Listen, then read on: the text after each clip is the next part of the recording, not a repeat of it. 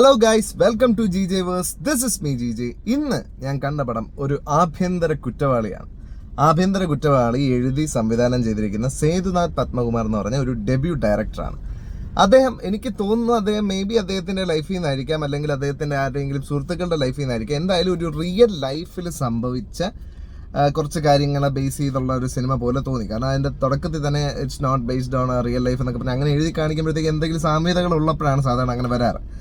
So ഇതെന്ന് പറയുന്നത് സാധാരണഗതിയിൽ നമ്മൾ കണ്ടിട്ടുള്ളതെല്ലാം സ്ത്രീകൾ നേരിടുന്ന ഒരു അനുഭവങ്ങൾ, ദുരനുഭവങ്ങൾ, അതിനെ തുടർന്നുണ്ടാകുന്ന ഡിവോഴ്സ്, അങ്ങനെ ജീവിതത്തിൽ ഉണ്ടാകുന്ന ബുദ്ധിമുട്ടുകൾ, പിന്നീട് അവർ സ്ട്രോങ് ആവുന്നത്, അങ്ങനെയൊക്കെയാണ് നമ്മൾ കണ്ടിട്ടുള്ളത്. സ്ത്രീകൾ നേരിടുന്ന ഒരു അനുഭവങ്ങളുടെ ഒരു പശ്ചാത്തലത്തിലാണ് മിക്ക സിനിമകളും കണ്ടുള്ളത്.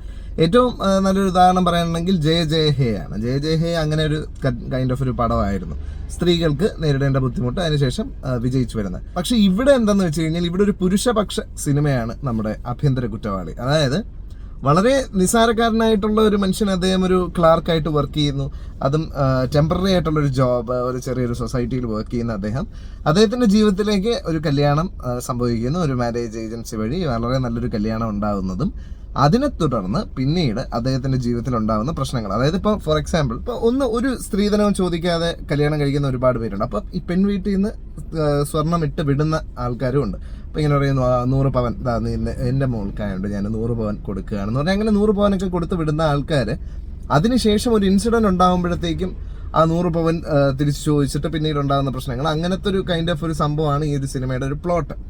അപ്പോൾ ആ ഒരു പ്ലോട്ടിൽ ആസിഫ് അലി ചെയ്തിരിക്കുന്ന ക്യാരക്ടർ, സഹദേവൻ എന്ന് പറഞ്ഞ ക്യാരക്ടർ നന്നായിട്ട് പെർഫോം ചെയ്തിട്ടുണ്ട്. അദ്ദേഹമാണ് ഇതിന്റെ ഒരു സെൻട്രൽ ക്യാരക്ടർ, അല്ലെങ്കിൽ നറേറ്റ് ചെയ്ത് പോകുന്ന രീതിയിലുള്ള ഒരു ക്യാരക്ടർ. പിന്നെ അസീസും അദ്ദേഹത്തിന്റെ ബ്രദർ ആയിട്ടുള്ള ക്യാരക്ടറും അവർ രണ്ടുപേരും നൈസായിട്ട് ചെയ്തിട്ടുണ്ട്. ഒരു കോമഡീസ് ഒക്കെ വർക്ക്ഔട്ട് ചെയ്ത് അങ്ങനെ പോയിട്ടുണ്ട്. സിനിമ മൊത്തത്തിൽ പറയുകയാണെങ്കിൽ ഒരു ആവറേജ് ആയിട്ടുള്ള ഒരു എക്സ്പീരിയൻസ് ആണ് സിനിമ മുഴുവനായിട്ട് തരുന്നത്. പക്ഷേ ആ ഒരു മെസ്സേജ്, അവർ ആ ഒരു കാണിക്കാൻ ഉദ്ദേശിക്കുന്ന അല്ലെങ്കിൽ കൊടുക്കാൻ ഉദ്ദേശിക്കുന്ന ഒരു മെസ്സേജ് പെർഫെക്റ്റ് ആയിട്ട് വർക്ക്ഔട്ട് ആയിട്ടുണ്ട്. സോ ആ ഒരു മെസ്സേജ് പെർഫെക്റ്റ് ആയിട്ട് വർക്ക്ഔട്ട് ആയിട്ടുണ്ട് എന്നുള്ളത് കൊണ്ട് എനിക്ക് അത്യാവശ്യം ഇഷ്ടപ്പെട്ടു. പക്ഷെ മൊത്തത്തിൽ ഇതൊരു സിനിമ എന്നുള്ളതിൽക്കാളുപരി ഇതിനെക്കുറിച്ചൊരു വീഡിയോ ചെയ്ത് യൂട്യൂബിലിടുക, അങ്ങനത്തെ ഒരു കണ്ടന്റ് ഇതിനകത്തുള്ളൂ, അല്ല വേറെ ഒന്നുമില്ല. ഫാമിലി കോർട്ടും അവിടെ ഉണ്ടാകുന്ന ഇഷ്യൂസും ഓരോരോ ക്യാരക്ടർ, സിദ്ധാർത്ഥ് ഭരതൻ ചെയ്യുന്ന ക്യാരക്ടറുണ്ട്, നമ്മുടെ ഹരിശ്രീ അശോകൻ ചെയ്യുന്ന ക്യാരക്ടറുണ്ട്. അപ്പോൾ ഇവർ ഓരോരുത്തരും ഫാമിലി കോർട്ടിൽ വന്നിട്ട് പുരുഷന്മാർ നേരിടേണ്ടി വരുന്ന പ്രശ്നങ്ങളെ കാണിക്കുന്നുണ്ട്. കുട്ടിയെ കാണാൻ അനുവദിക്കുന്നില്ല, മകൻ മരിച്ചതിന് ശേഷവും മകന്റെ സ്വത്തിന് വേണ്ടി അങ്ങനെ കിടന്ന് തർക്കിക്കുന്ന മകന്റെ ഭാര്യ. അപ്പൊ അങ്ങനെ ആ ഒരു രീതിയിൽ ഒരു പുരുഷപക്ഷ സിനിമയായിട്ട് പ്രസന്റ് ചെയ്തിരിക്കുന്ന ഒരു സിനിമയാണ് നമ്മുടെ ഇന്ന് കണ്ട ആഭ്യന്തര കുറ്റവാളി. പിന്നെ ഇതിൽ എടുത്തു പറയേണ്ട പെർഫോമൻസസ്, ആസിഫ് അലി നന്നായിട്ട് പെർഫോം ചെയ്തിട്ടുണ്ട്. ആസിഫ് അലി ഈ കൊല്ലം, ഐ മീൻ ലാസ്റ്റ് ഇയർ ഒരു പകുതി മുതൽ അങ്ങോട്ട് ചെയ്ത സിനിമകളെല്ലാം നല്ല സിനിമകളാണ്. വിജയം കണ്ടോ ഇല്ലേ എന്നുള്ളതല്ല, എല്ലാം നല്ല സിനിമകൾ, ക്വാളിറ്റി ആയിട്ടുള്ള കണ്ടന്റ് സെലക്ട് ചെയ്ത് ആസിഫ് അലി ചെയ്യുന്നുണ്ട്. അവരിടയ്ക്ക് ആസിഫ് അലിയെ നിരന്തരമായിട്ട് പടങ്ങൾ പൊട്ടിക്കൊണ്ടിരുന്ന സമയത്ത് പലരും കളിയാക്കി വിളിച്ചിട്ടൊക്കെ ഉണ്ട്.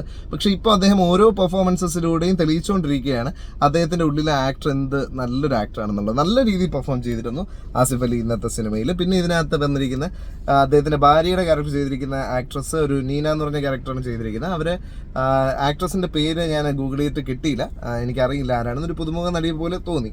അവർ ഡീസൻ്റ് ആയിട്ടുള്ള പെർഫോമൻസ് ആണ്. അവർ ആ ഒരു കൊടുത്ത ക്യാരക്ടർ നന്നായിട്ട് ചെയ്തിട്ടുണ്ട്. പിന്നെ ഇതിൽ എടുത്തു പറയേണ്ട പെർഫോമൻസ് വന്നിരിക്കുന്ന ഹരിശ്രീ അശോകന്റെ ഭാഗത്തു നിന്നാണ്. ഹരിശ്രീ അശോകന് വളരെ വെറൈറ്റി ആയിട്ടുള്ള, വളരെ ഡിഫറെൻ്റ് ആയിട്ട് ഒരു പ്രത്യേക ആക്സെന്റ് സംസാരിക്കേണ്ട രീതിയിൽ, ഒരു പ്രത്യേക ബോഡി ലാംഗ്വേജ് വെച്ച് അഭിനയിക്കേണ്ട രീതിയിലുള്ള ഒരു ക്യാരക്ടറാണ്. അതും അദ്ദേഹം നന്നായിട്ട് ചെയ്തിട്ടുണ്ട്. സോ ഹരിശ്രീ അശോകന്റെ പെർഫോമൻസും നൈസാണ്.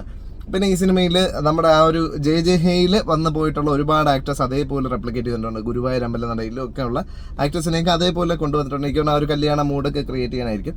തുടക്കത്തിൽ നമ്മൾ കാണുമ്പോഴത്തേക്ക് വളരെ തമാശ മൂഡിൽ പോകുന്ന വളരെ ലൈറ്റ് ആയിട്ടുള്ള ഒരു സിനിമയാണെന്ന് തോന്നുമെങ്കിലും പിന്നീട് അങ്ങോട്ട് അത് മാറി എലിവേറ്റ് ചെയ്ത് കുറച്ച് സീരിയസ് ടോപ്പിക്കിലേക്ക് വരികയും പിന്നീട് അതിനെ തുടർന്ന് പിന്നെയും കുറച്ച് കോമഡിയും സീരിയസും എല്ലാം മിക്സ് ചെയ്ത് അങ്ങനെ പോകുന്നത്. പിന്നെ ടിപ്പിക്കലായിട്ടുള്ളൊരു എൻഡിങ് ഒന്നും അല്ല ഈ സിനിമയ്ക്ക്. നമ്മളിപ്പോൾ എല്ലാം കഴിഞ്ഞ് അദ്ദേഹത്തിന് ഒരു ഭയങ്കര സക്സസ്ഫുൾ ലൈഫ് ഉണ്ടാകുന്ന രീതി, അങ്ങനെ ഒരു എൻഡിങ് ആണ്, അങ്ങനെയൊന്നും എക്സ്പെക്ട് ചെയ്ത് പോരുത്. ഇതൊരു വളരെ ഒരു സാധാരണ ജീവിതത്തിൽ സംഭവിക്കാവുന്ന രീതിയിലുള്ള കൈൻഡ് ഓഫ് എൻഡിങ്ങും കാര്യങ്ങളൊക്കെയാണ്. മൊത്തത്തിലൊരു സാറ്റിസ്ഫാക്ടറി ആയിട്ടുള്ളൊരു മനസ്സിനൊരു ഒരു സമാധാനം തരുന്ന, അതായത് ഇങ്ങനത്തെ തരത്തിലുള്ള സംഭവങ്ങളും ഈ ഭൂമിയിൽ നടക്കുന്നുണ്ട്, അല്ലെങ്കിൽ ഈ കൊച്ചു കേരളത്തിൽ നടക്കുന്നുണ്ട്.